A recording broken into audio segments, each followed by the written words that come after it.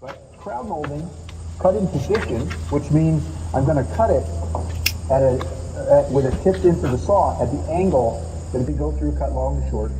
In addition to the miter stand, there's a few jigs that I make up in the shop that make this very easy, very efficient to do.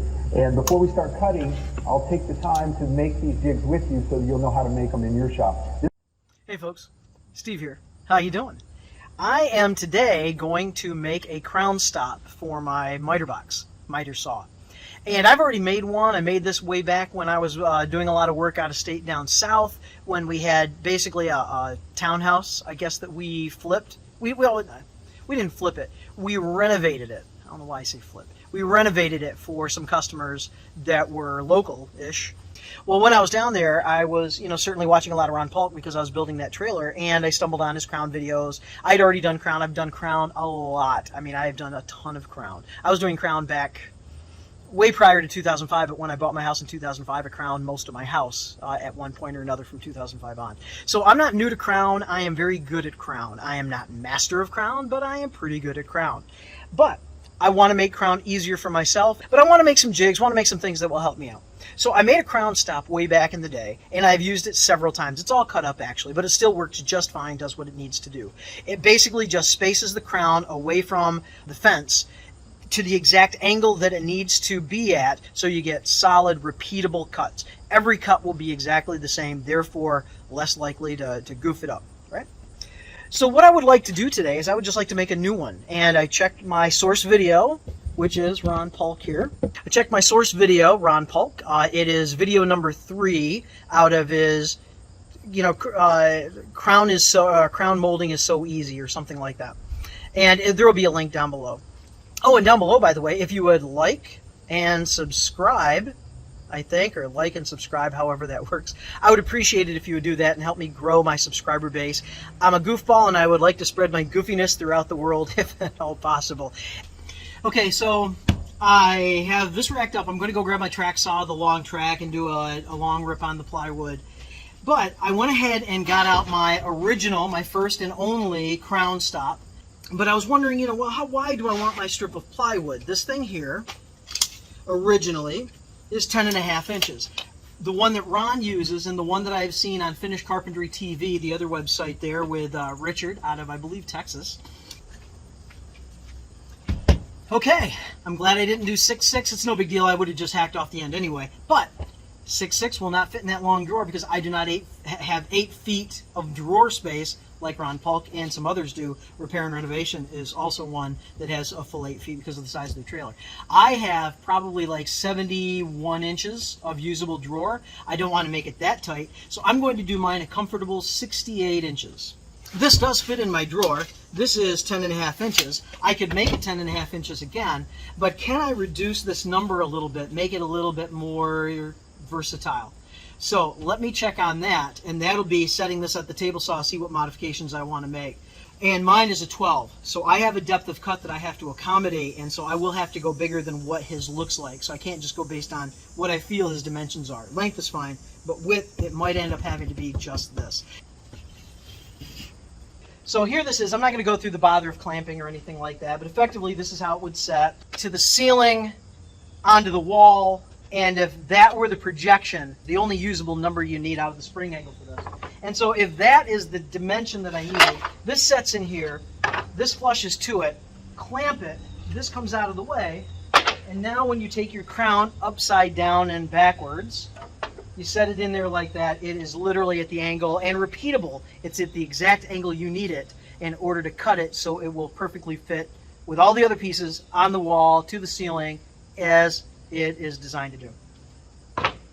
So for me, because I have a 12-inch miter, I want to make sure that I don't cut through this thing. I don't want to make one piece into two. So that really is the issue. So as far back as my saw goes, that is where it's at.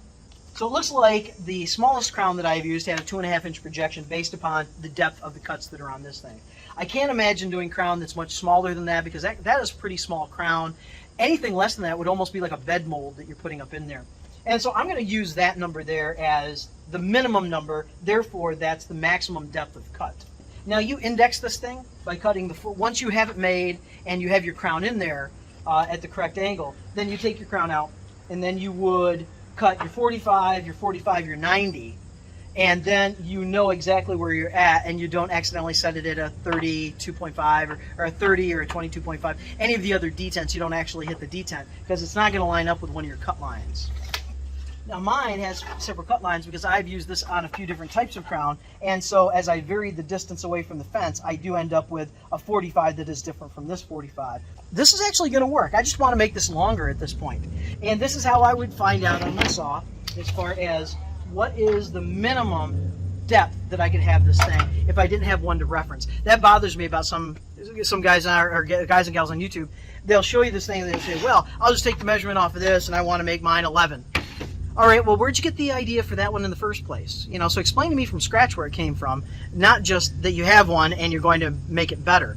And so for me, it's that depth. It's that depth right there, the blade plus. And, you know, you come off that 2 inches or so and make sure that you have plenty out here that you're not actually going to cut your piece in half. And this is solid. You know, there's going to be no flex in this. This is not going to deform at all. This is going to be a complete straight edge for me. So I can base it off of this. I even like the round part. It's different and it fits. Fits with my saw.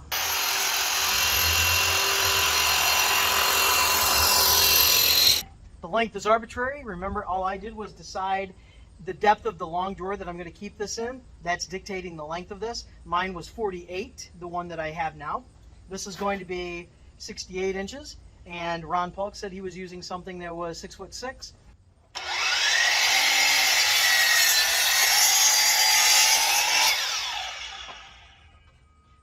Okay, so it's looking like something now. I've got the arch cut out with my jigsaw. I have to flatten that lead part of the arch just a little bit right here. I'd like to just flatten that out a little bit. I don't know exactly how much yet, but that'll allow me to have the detent release fully accessible when it's in the 90-degree position. Because of the way this is, it's actually a perfect circle with a 10.5-inch radius. The way the miter box swings, the only time I have a detent issue is really right at that 90-degree cut. So if I just flatten that out a little, I think I'm good to go. And I can do that actually on the table saw.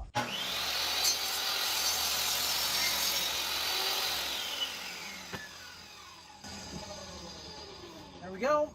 I took 3/4 of an inch off of that, and I tested this on the detent, so therefore 3/4 really was all I needed. Chances are, if necessary, I could actually maybe notch this if I had a very, very large crown that pushed this out over the detent button again. But I think this is good to go for most every average crown I'm going to run into, even some of the taller crown. So that being said, I am ready to sand. I am ready to round over. I will round over once I'm sanded and have something a little more even to round over. I will not cut the 90. I could cut the 90 because that won't change regardless of what kind of crown you're using. The 90 is the center of this board. But the 45s actually will change according to the crown that you use. And I'm going to just wait until I have crown, and then I'll cut the 45s in it just for reference at that point.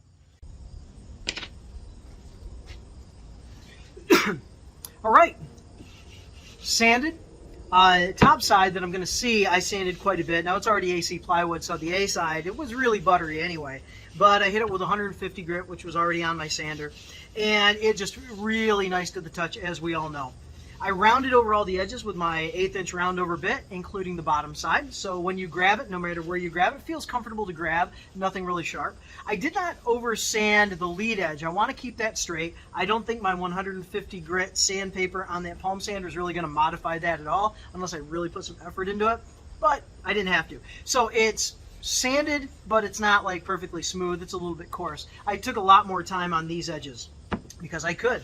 And so it really feels good. I've got a center line. Of course, I'll end up centering that on the saw the first time, making that 90-degree cut. Of course, making sure you do not cut this thing in half, nor do you want to cut so close to the edge of your wood that you actually create an issue to where it can deform on you. Now, the last thing I should do is this. You'll see that on my existing, the fence of the saw would be here, you know, and you'd cut down through, right? So this is literally the right side of the piece, and this is the left side of the piece. That's exactly how that would work. But notice they're reverse marked. Even on the right side, I actually have an L, and on the left side, I have an R. And that is so when this is set down, because we are cutting crown molding upside down and backwards, that the left side is actually on the right-hand side of the saw because it's upside down. And so by marking an L, and when I do my cut list has an L and an R, so I have, and it's taped right to my saw. With that, you have your right and your left cuts ready to go, and is it a butt, is it a cope, outside miter, inside miter, if I don't have to do an inside miter, I don't. So outside miter, cope, butt cut, 45, anything like that, right? So with that, I just have this, so okay, left-hand side, I look there, I don't think right, left, it's a left cut, I look for the L, and then I know I'm dealing with this side of wherever I'm cutting through, so that side of the piece.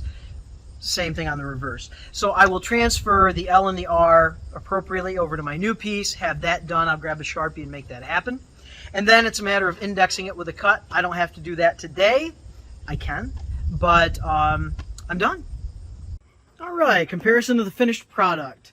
So, I think it did well. And I like the fact that not only do I have a little bit more clampability over here by just a few inches, I actually have a lot more on this side because of the nature of when I made that. I only had, and still have, just that one miter wing, and I have positioned it almost always to the left-hand side of my saw, and then to the right-hand side I was just having to clamp into one of the material supports. Now, I have this wing out here, and the intention is next to build another miter wing for that side. Should work out just fine, as if I planned it. Take care, folks. Doing crown today. I had the rig set up. It's not a huge room, but man, every which way it goes. So anyway, 17 individual pieces. There were 3 double copes. By the way, I planned it out. It was just easier to do 3 double copes. And there were 4 other copes besides. There were 7 outside corners, 1 inside corner that I couldn't cope because it was like just a 7/16 jog, and so I had to do an inside miter, or an inside miter, so it worked out. Anyway, this is my station that I was using today. But basically what it does is it allows for your crown to just sit in there. So I don't know if I can, there we go, that's probably a little bit better. It just allows for the crown to sit in there, and it basically is just a crown stop.